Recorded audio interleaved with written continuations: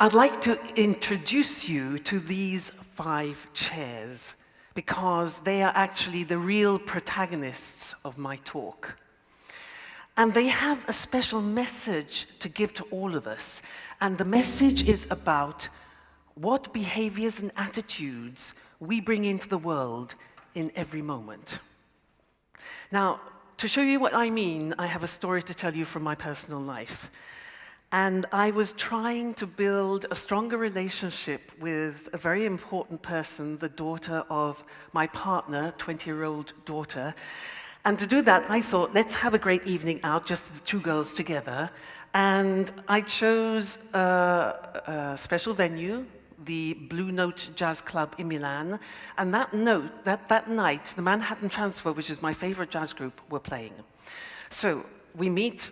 Atmosphere is fantastic, we're getting on very well, and I'm happy, and being a baby boomer, loving the music, and I thought, well, is she liking it as much as I am? And so in that moment, I just turned to look at her to check. And what did I see? I saw this. She was on her iPhone. Now, how to react? I had some choices. First choice. Excuse me, what is she doing? She's on her iPhone. I spent all this time and money thinking of a fantastic evening. I bring her here, and after 2 minutes I take my eyes off her and she's on her phone? What is wrong with this generation? They've got an attention span of a fruit fly, for heaven's sake. God.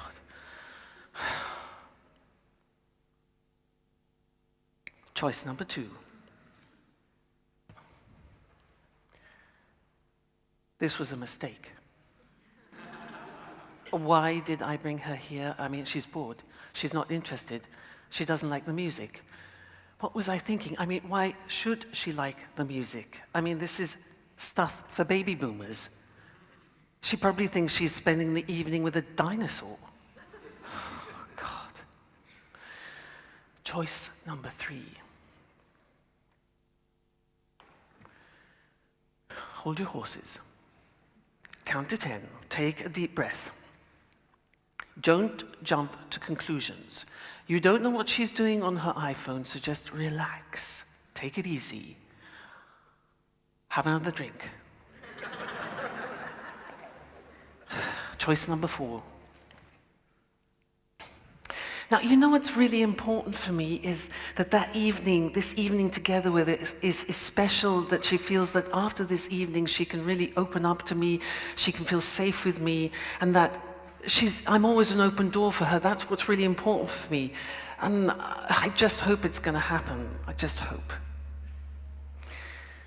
Choice number 5.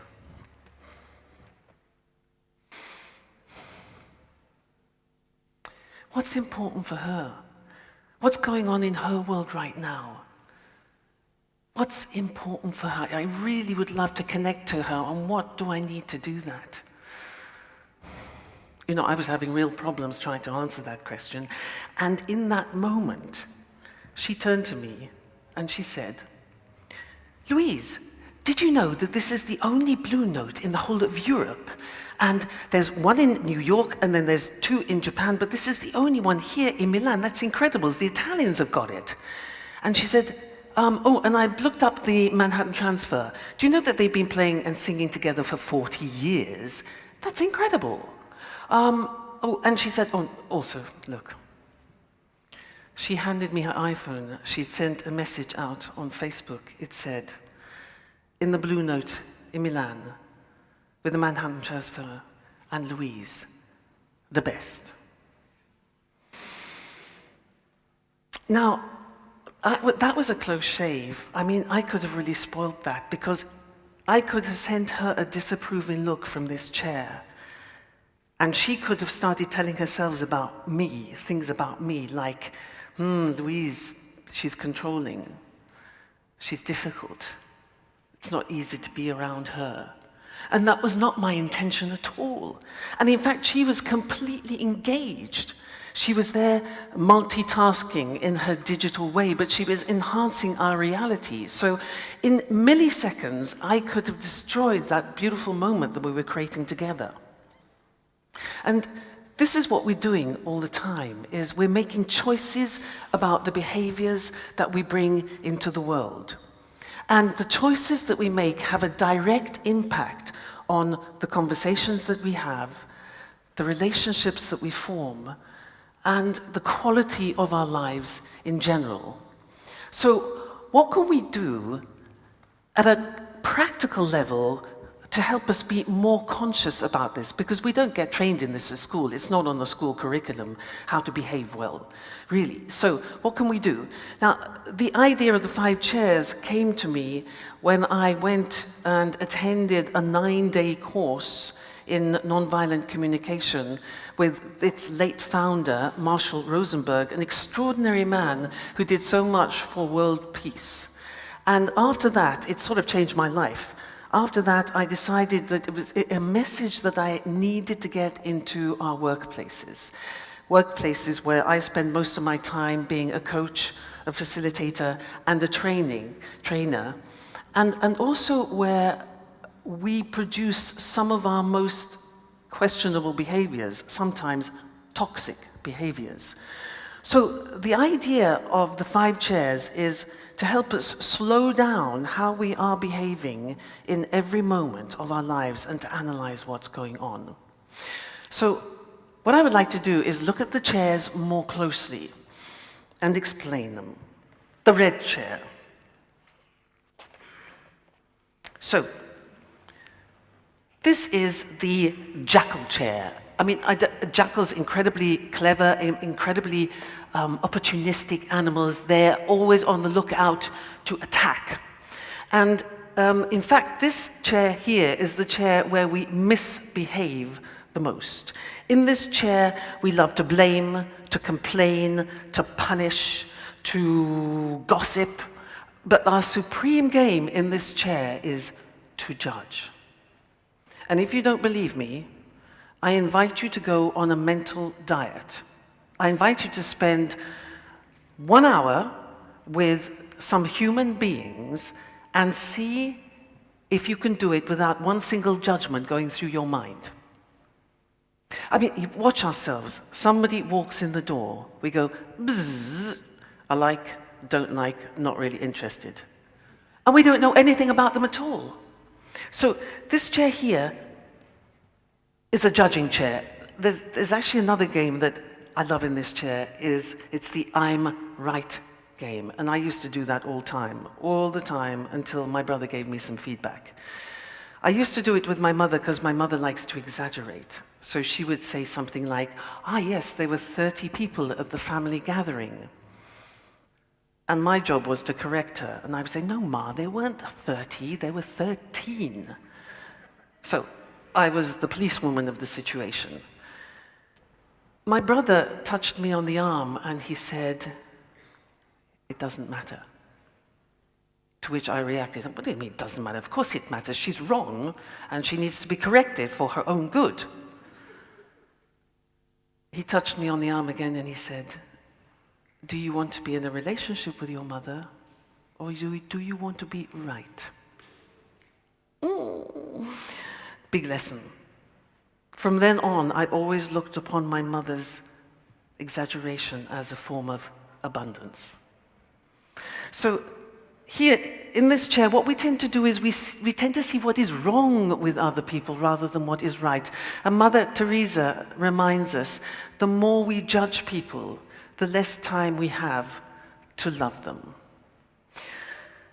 The next chair is the Hedgehog Chair, the yellow chair. Now, the hedgehog, when we behave like hedgehogs, we feel very vulnerable and we curl up and we protect ourselves against what we feel is an evil world. And what we do is we mercilessly judge ourselves in this chair. So we turn this chair, the red chair, on ourselves. And we say things like, I'm not intelligent enough. I can't do this. Nobody believes in me. And we have certain fears. We have fears of being rejected, fears of disappointing, fears of failing. And we also play the victim, so it's nobody cares for me, nobody loves me. And in fact, when I use this in companies and I ask managers, and I say, where do you spend the most of your time?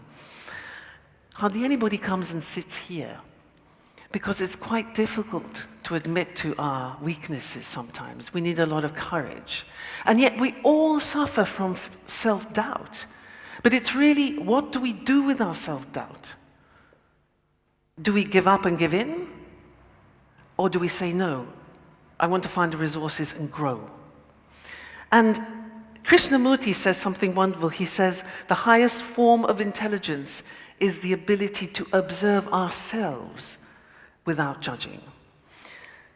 So, next chair. This is the Meerkat Chair. I don't know if you've ever seen a meerkat. There are not many in Italy, but they are incredible. When they are on sentinel duty, they can stay for 1 hour, just like this. 1 hour moving their head, and only their head.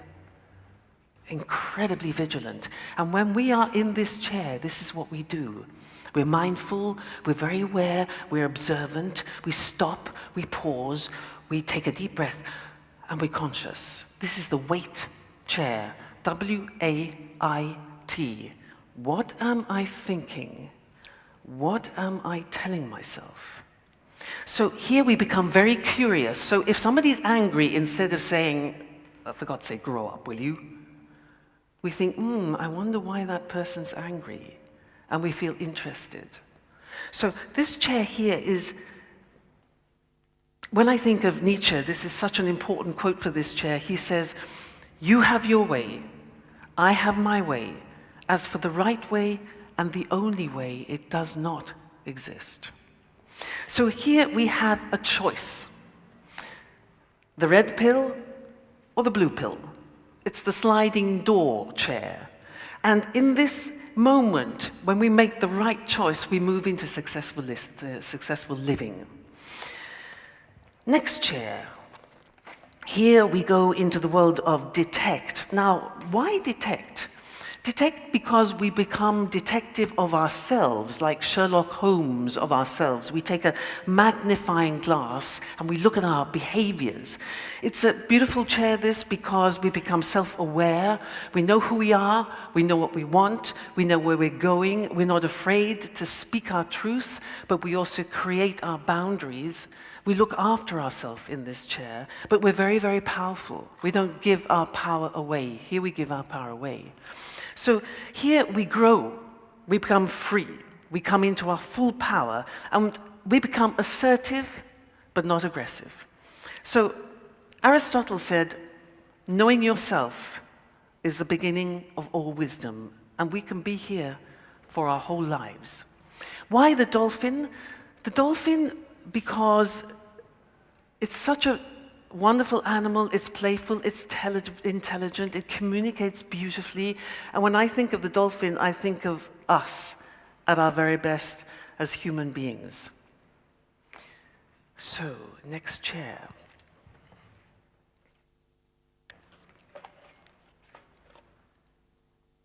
This is the Giraffe Chair.